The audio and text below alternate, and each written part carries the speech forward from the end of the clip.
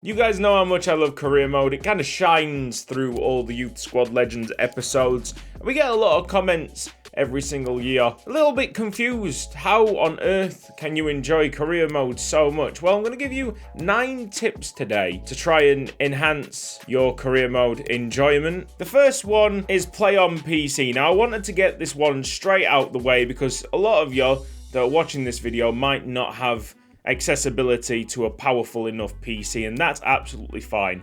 But if you do have a PC with a decent enough graphics card, I really suggest getting FIFA on there and using Aranak 2 cheat table. It offers so much more customization, similar to that of the Madden franchise mode. The main things for me are the ability to change names and the ability to change overalls. So we've all been there on career mode. We've played with low overall players that are performing well above their level. You can reward them with attribute upgrades. So number 2, research. I get tweets all the time saying, what career mode should I do? I'm not the person to be telling you what career mode you should do. You need to decide that for yourself. Choose a badge that you like, a name that you like, kits that you like, something that you agree on to make the start of that career mode, I know, feel more like a connection. Number 3 is be patient. Within the game, there's a really good simming option now, and I would suggest don't use it. Maybe until the end. Really low Carabao Cup games, possibly skip. But at the start of a career mode, especially if you're in League 2, just endure the pain. You'll get to the Premier League eventually. It doesn't need to be in the blink of an eye. This career mode is all about you getting a connection to that team, those players. And if you're not playing with that team, the connection's not as strong. It's as simple as that. Don't burn yourself out is at number 4. I think this is a problem with a lot of people. You get to September, game drops. Within a month, you played a lot of games. And that's it, isn't it? You've got to pace yourself properly. Do what I do. I only play 3 or 4 games for Youth Squad Legends. By the 4th game, my performances do drop a little bit, do tend to drop if you look at Youth Squad Legends, and that's when I know it's really time to stop. Number 5, immerse yourself. Some people just don't immerse themselves enough. I know it sounds absolutely stupid, but try it. Every single game, get your head into the game. Think about how much this particular game would mean to the players. Even if it's just like a mid-season League 2 clash. Mentality is everything there, and it can just change a boring mid-season tie into something with a little bit more spice. Number 6, something that I can't really do in Youth Squad Legends.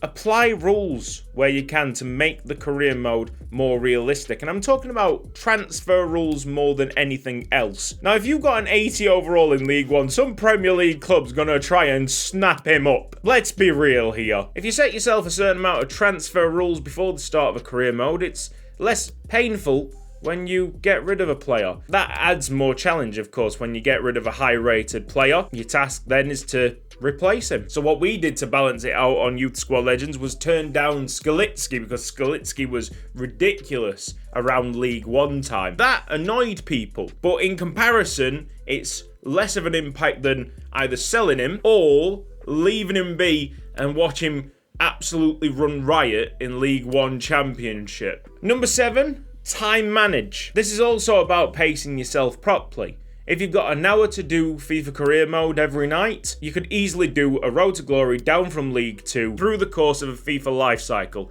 That's no problem. But if you've got like 1 hour every week, you're a busy man. Maybe look at the Championship or the Premier League for something more short term. Number 8, I think this is really important. Team building. This is not a numbers game.